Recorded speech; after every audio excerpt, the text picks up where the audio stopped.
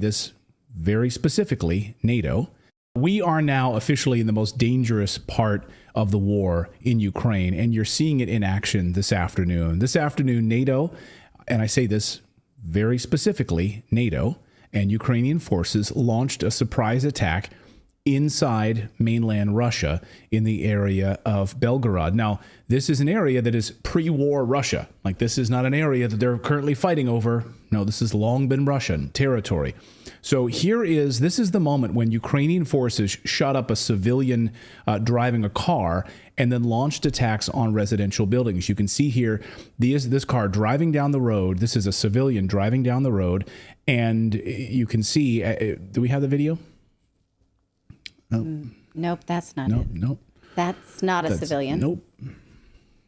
Give me a second. No? Sorry, I lost connection, so I just reconnected. So. Oh, okay. Well, let's try that again then. There we go. Okay. Right. So this is the moment when Ukrainian forces shot up a civilian driving a car. This is a civilian like driving, on the way home from the grocery store. There's some Ukrainians in the woods right there. And no, we're just going to shoot up your car, take control and commandeer the car. And they were also setting up anti-tank defenses in this area. So people were like looking out their windows in this residential neighborhood, seeing a bunch of Ukrainians using U.S. armored vehicles. Like, what the heck is going on here inside of Russia? So here is an American U.S. M1224, a Max Pro MRAP. This was one of the many vehicles that they were using. This is United States. And this was confirmed. You can see videos out of people's windows. They're terrified because they're looking out and they're seeing American armored vehicles with Ukrainian and NATO forces standing there shooting people up. Unbelievable. That's like a real life Red Dawn. Like imagine you're just driving through your neighborhood and all of a sudden soldiers are walking out of the trees. Yeah. And you're like, holy smokes, what is going on here? And also, why are American armored vehicles like in Russia? How'd they get there? What the hell? So they are driving American provided armored vehicles. Again, just to underline this, let's just draw a line underneath this. NATO and Ukrainian soldiers launched an attack inside of pre-war Russia using American armor and American weapons, where they fired on civilians and hit residential buildings. Just so we understand, we're clear on what was done here.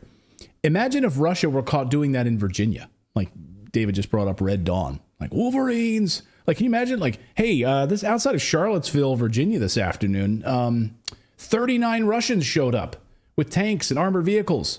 What would we do? Just tell me in the chat room, like, what would we do? What would the United States do with that kind of a response? Well, we saw after 9/11 what happened, right? So we know what kind of a response we'd have.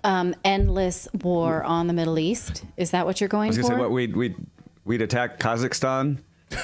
Yeah, exactly. We'd find something to attack. I know that would be the case. Unlimited and unending war powers to survey citizens and also world leaders. Is that also what you're looking for? Probably. That's exactly what would happen. So, and that's exactly what we've done, of course, in the past when these things have happened. So, side note, we got word that Russia killed all 39 of the soldiers that carried out the attacks on these civilians inside of Russia. That came from the Russian Ministry of Defense this afternoon.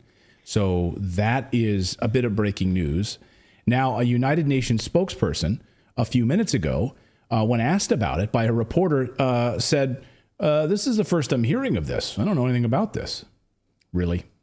Okay, more lies. And it used to be that when politicians lied to